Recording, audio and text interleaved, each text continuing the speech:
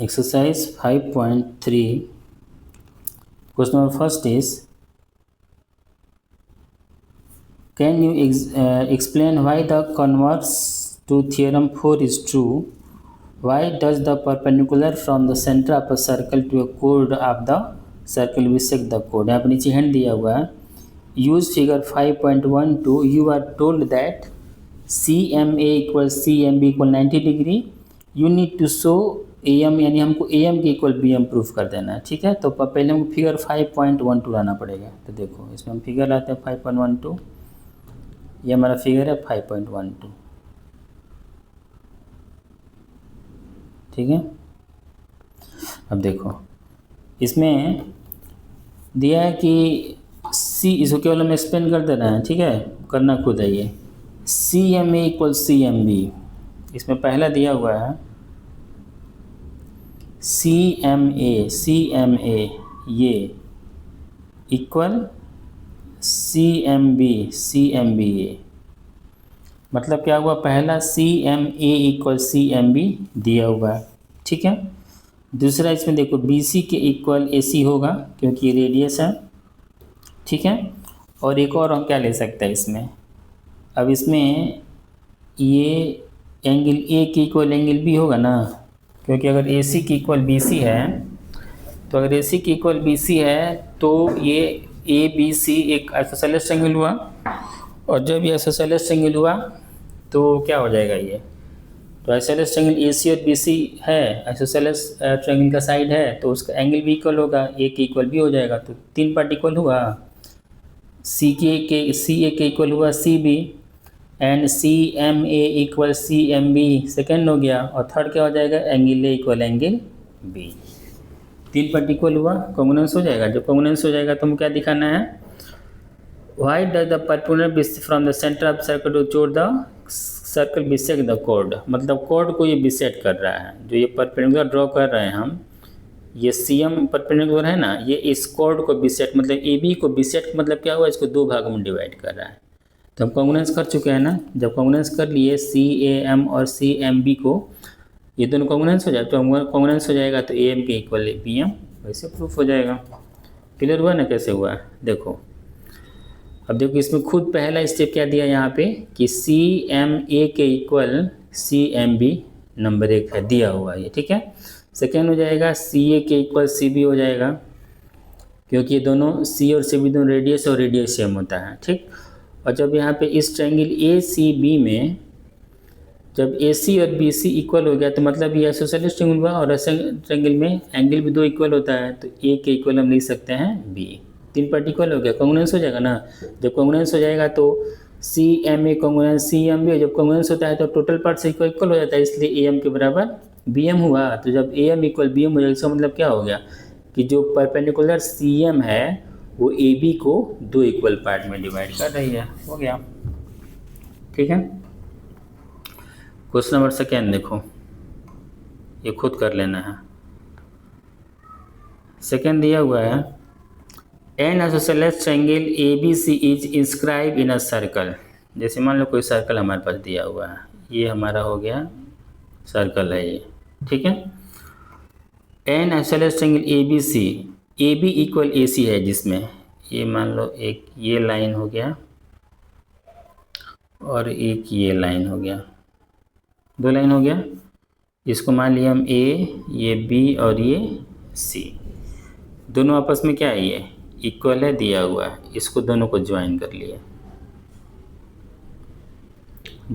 ना. तो इसमें ये पूछ रहा है AB की इक्वल AC है, तो show that the altitude from A to BC. A से हम इस पर एक एल्टीट्यूड ड्रॉ किए हैं. एल्टीट्यूड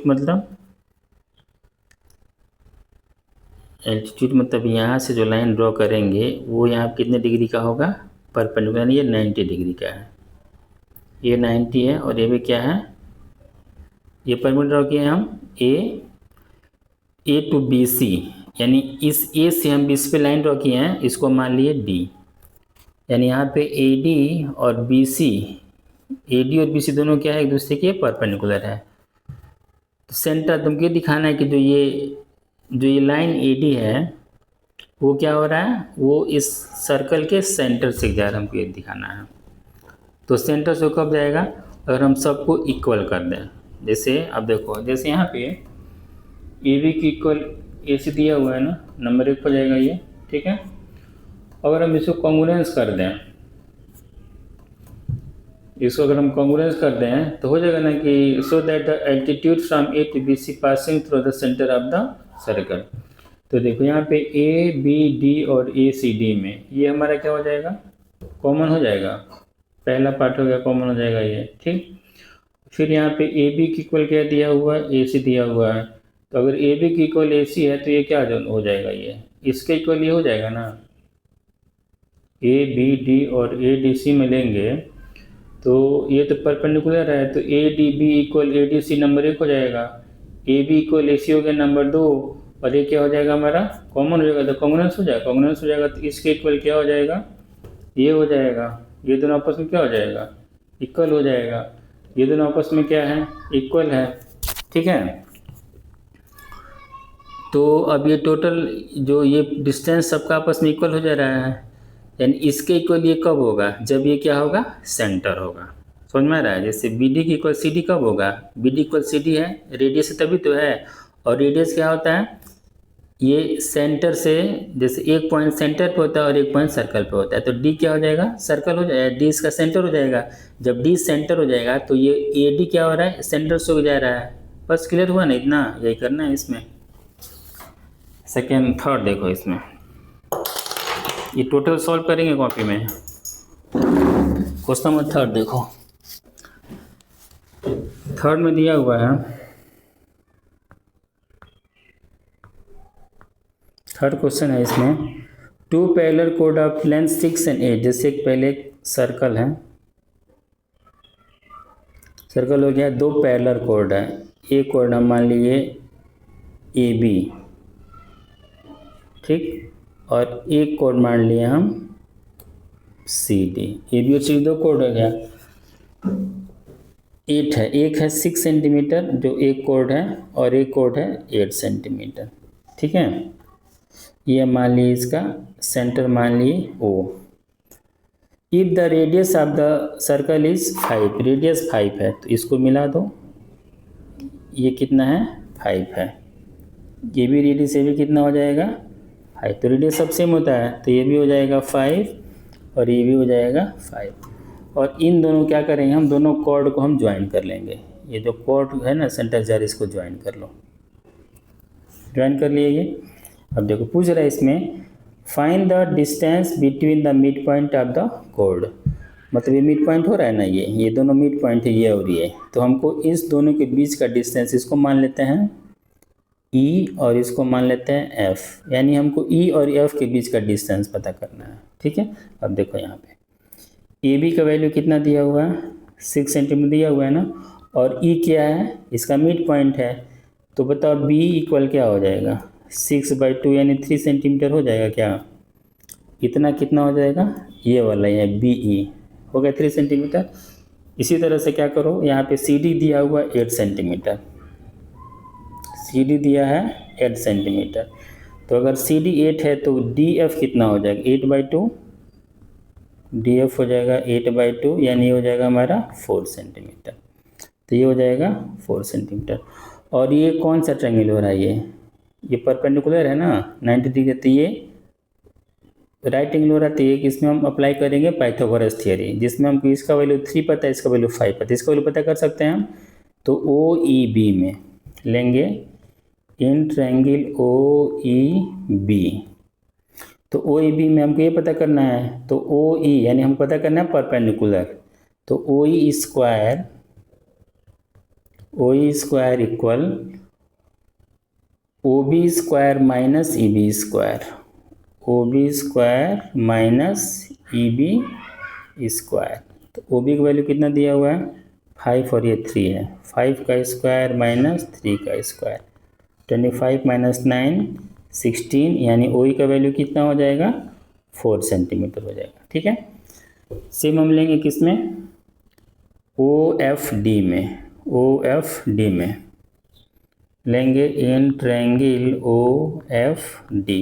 अब देखो ओ एफ डी में क्या है, ये हमको पता करना है ओ एफ, तो O F square equal O D square minus F D square. O F square equal हो जाएगा O D square minus F D square, O D minus F D, O D square minus F D square, ये square है। अब देखो O D की value कितना है, 5 और ये 4 है, ये हो जाएगा 5 स्क्वायर माइनस 4 स्क्वायर, ये हो जाएगा 25 माइनस 16, यानी ये हो जाएगा 9। तो ओ एफ का वैल्यू कितना हो जाएगा, 9 का स्क्वायर है 3 सेंटीमीटर, यानी ये कितना हो जाएगा 3, ये कितना आया था 4।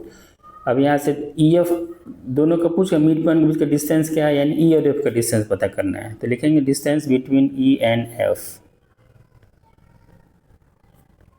Distance between E and F equal क्या हो जाएगा, equal O E plus O F, O E plus O F, यानी ओ ई का वैल्यू कितना दिया है 4 प्लस 3 यानी 7 सेंटीमीटर। ये हमारा एक्सरसाइज 5.3 कंप्लीट हो गया। ठीक है, 5.3 पूरा कंप्लीट कर लेना है सबको।